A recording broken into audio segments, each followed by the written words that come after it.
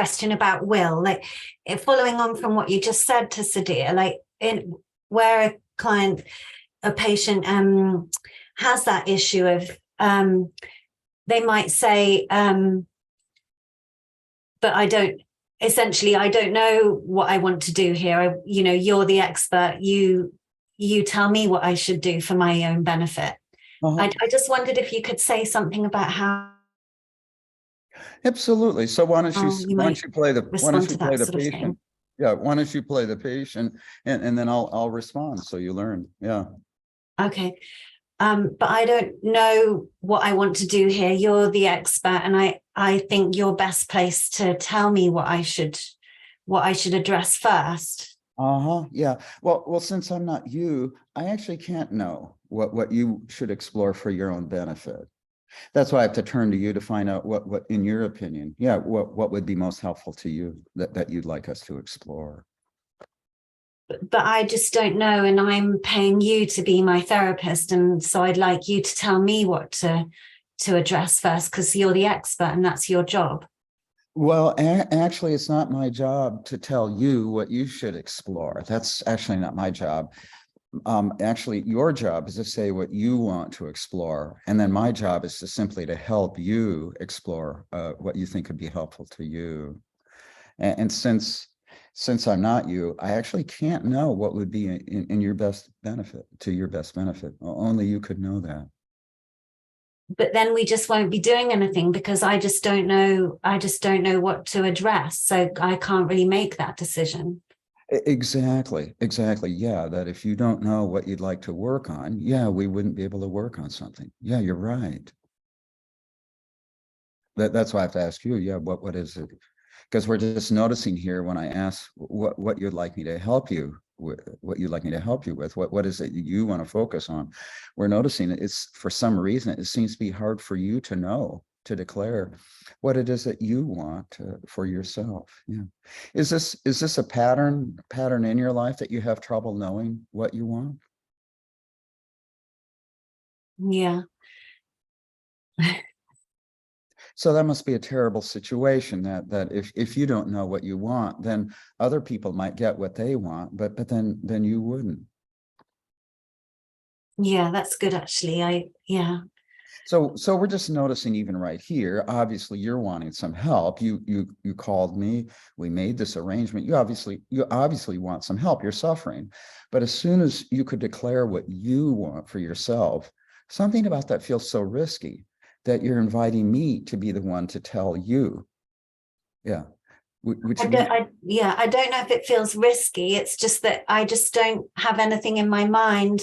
I've got all these different things which I could look at, but I need you to tell me what would be the most beneficial for me, what would have the best results, because I don't know what will have the best results. Yeah. But you see, this is based on a very interesting idea. Yeah. It's based on an idea that someone would know better than you what would be good for you.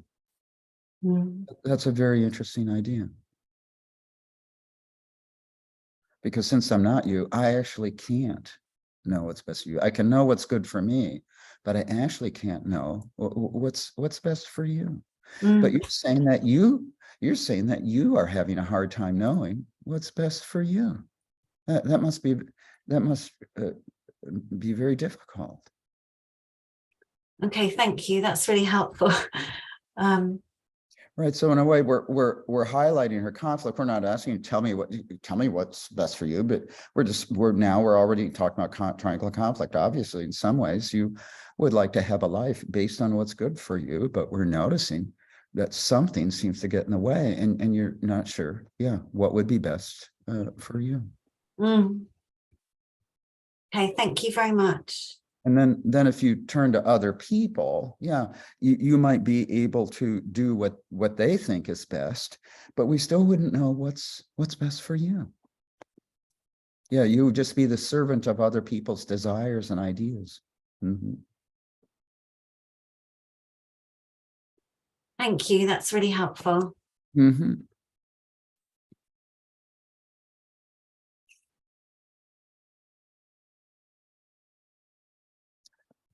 Yoram is saying, how do you feel here with me before you give up your wish? Um, I think that would be experience distant for the patient, because at this moment, the patient is not thinking about feelings at all. She really is thinking that the therapist should be able to tell her.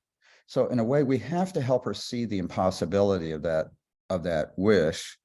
We have to help her see the conflict, and we have to see that her conflict really has to do with declaring her desire in a relationship. So in that sense, the conflict, the presenting problem is being enacted. And so we have to meet her right there.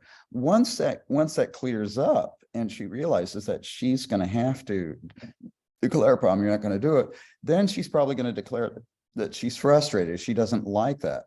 And then when as a result of your initial defense work that we just saw, when feelings rise up, then since the feeling rises up to the surface, then we say, so it sounds like you're having a reaction to what I was saying here. Can you say more about that reaction?